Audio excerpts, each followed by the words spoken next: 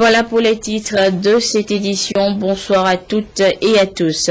Tout d'abord, cette information, le président de la République a reçu en audience ce vendredi le Premier ministre Célia Godi Aoumezuno et les présidents des institutions de la République. Cette rencontre importante a été sanctionnée par un communiqué dont la teneur nous est donnée par le secrétaire d'État auprès du ministre de la Justice chargé des relations avec les institutions de la République, M. Christian Trimois. Nous l'écoutons. Communiqué du gouvernement. Le président de la République, son Excellence M. Faure Essozimna Nyasingbe, après consultation avec le Premier ministre et l'ensemble des présidents des institutions de la République, a signé ce jour 9 janvier 2015 un décret instituant une commission de réflexion sur les réformes politiques, institutionnelles et constitutionnelles au Togo. Annoncé par le chef de l'État dans son message à la nation du 31 décembre 2014, cette commission, dont la création est préconisée par la 8e recommandation du rapport de la commission Vérité, Justice et Réconciliation, est présidée par Madame Amadou Abdounana Awa Daboya, nommée ce jour, vendredi 9 janvier 2015, par décret du président de la République. Cette commission aura pour principale mission de proposer dans les meilleurs délais un texte de réforme politique, institutionnelle et constitutionnelle qui tient compte de notre histoire, reflète nos réalités et répond aux aspirations les plus profondes du peuple togolais. Elle contribuera à insuffler une nouvelle dynamique au processus de réforme politique, institutionnelle et constitutionnelle. La commission sera composée d'historiens, de personnalités politiques, de juristes, de sociologues et de représentants de la société civile dont l'expérience, la compétence et la connaissance profonde du Togo seront mises à contribution pour parachever les réformes politiques, institutionnelles et constitutionnelles. Haut magistrat, médiateur de la République et ancienne présidente de la Cour de justice de la CEDEAO, Madame Amadou Abdounana Awa Daboya aura la responsabilité de diriger les travaux de cette commission dont la nature et la composition sont propices à une réflexion en profondeur sur le choix des mécanismes et des institutions qui sont aujourd'hui les plus adaptés à notre pays, compte tenu de son parcours, de ses réalités et de ses aspirations. Il faut souligner par ailleurs qu'en sa qualité de présidente du Haut Commissariat à la réconciliation nationale et au renforcement de l'unité nationale, Madame Amadou Abdounana Awa Daboya sera appelée conformément à ses attributions à veiller à la mise en œuvre du livre blanc de la CVJR et à assurer la conduite diligente des travaux de la commission de réflexion sur les réformes politiques, institutionnelles et constitutionnelles. À cet effet, il a été recommandé d'insister sur la nécessité de promouvoir les valeurs de coexistence pacifique ainsi qu'une participation active de tous les citoyens à la vie collective, fondée sur l'acceptation des différences et l'instauration d'un climat social politique apaisé, nécessaire à la réconciliation nationale. Fait à Lomé, le 9 janvier 2015, le gouvernement.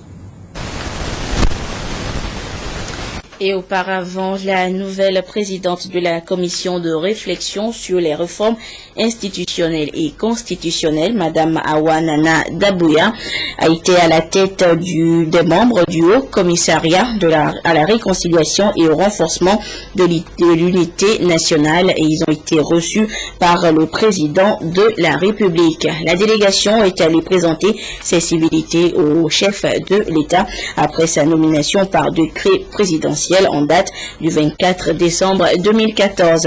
Et une autre délégation a été reçue également par le chef de l'État. Il s'agit de celle de l'Église protestante méthodiste de la Côte d'Ivoire, conduite par son président, le révérend pasteur Jonas Adou. La délégation est allée remercier le chef de l'État pour la participation du Togo au centenaire de cette église sœur. Nous écoutons tour à tour Madame Awa Nana Daboya et le révérend Jonas Adou au micro de Ramdan Bassina. Nous sommes les membres du HCRUN, le Haut Commissariat à la réconciliation et au renforcement de l'unité nationale. qui avons été nommés donc la semaine dernière, la semaine des fêtes, pour conduire donc la mission de mettre en œuvre les recommandations de la commission Vérité, Justice, Réconciliation.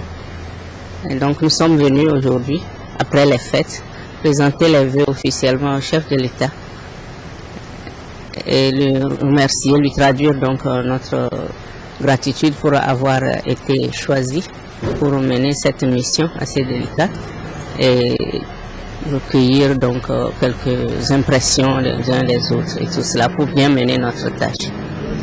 Nous sommes de l'église protestante méthodiste de Côte d'Ivoire et nous avons fait notre centenaire et c'est le roi Nana année 15 d'Aného qui a été le parrain. Et il y a eu une forte délégation du Togo à cette manifestation. Et comme nous avons senti que vraiment ce que le Togo nous a apporté est extrêmement important, nous avons choisi de venir dire merci au roi et saisir l'occasion pour aller saluer le chef de l'État et lui dire merci. Parce qu'il faut un acte fort pour que les hommes puissent poser des actes forts. Et en dernière audience, le président de la République a reçu l'ambassadeur de France au Togo, Marc Fombostier. À travers cette audience, le président de la République a voulu exprimer au peuple français sa compassion et dire la solidarité du peuple togolais en ce moment de vive douleur que traverse la France après le carnage de l'hebdomadaire Charlie Hebdo.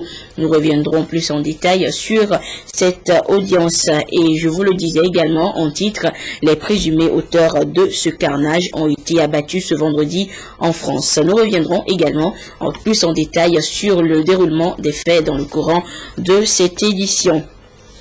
Vous l'avez vu, Madame Awa Nana Dabuya était chez le président de la République et juste après son entretien avec le chef de l'État, le médiateur de la République et présidente du Haut Commissariat à la réconciliation et au renforcement de l'unité nationale s'est rendu chez le Premier ministre Artem Ahomezounou, comme vous le voyez sur ces images.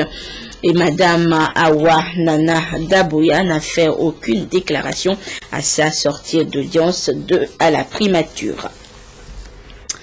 Auparavant, le chef du gouvernement, Kwesi Selagodi Ahomezounou, a présidé la 3e réunion du comité de suivi des élections mises en place dans le cadre des prochaines présidentielles.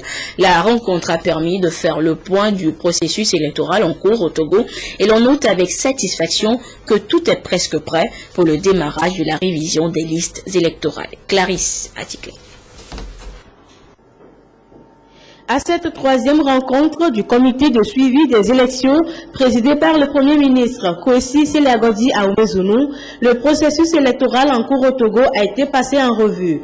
Les différentes composantes de ce comité ont pu apprécier l'évolution du processus depuis la dernière rencontre. Nous avons énuméré tout ce que nous avons fait depuis la dernière rencontre, en commençant par le séminaire de mise à niveau des membres de la CENI, qui a eu lieu à fin décembre, jusqu'à la formation des membres et des OPS qui est en ce moment en cours. Nous avons continué en indiquant les activités qui vont se faire dans les prochains jours, notamment la 2e vague de formation des OPS, la formation des membres des CELI à la révision des listes électorales à compter de lundi prochain, les 12 et 13, les CELI de la zone 1, comprenant le Grand Lomé, la préfecture des Lacs, la préfecture du Bamono, la préfecture de Zior, de Vaud, de Yotor et Agou et Clouto, plus Lavé. Les 14, 15, 16, 17 et 18 aura lieu la formation des membres des CLC de ces CELI-là pour les préparer à la révision des listes électorales. Pendant ce temps, le déploiement du matériel va commencer pour que le 20 au matin, nous soyons tous prêts pour le démarrage de la révision des listes électorales en zone 1. Donc, à ce jour, nous pouvons dire que nous sommes presque prêts. il ne reste que les formations à terminer. Du côté matériel, comme du côté des finances et des ressources humaines, nous sommes tout à fait OK. Certes, tout est presque prêt pour le démarrage de la révision des listes électorales, mais la mobilisation de tous les acteurs et des populations à cette étape du processus électoral demeure un élément important.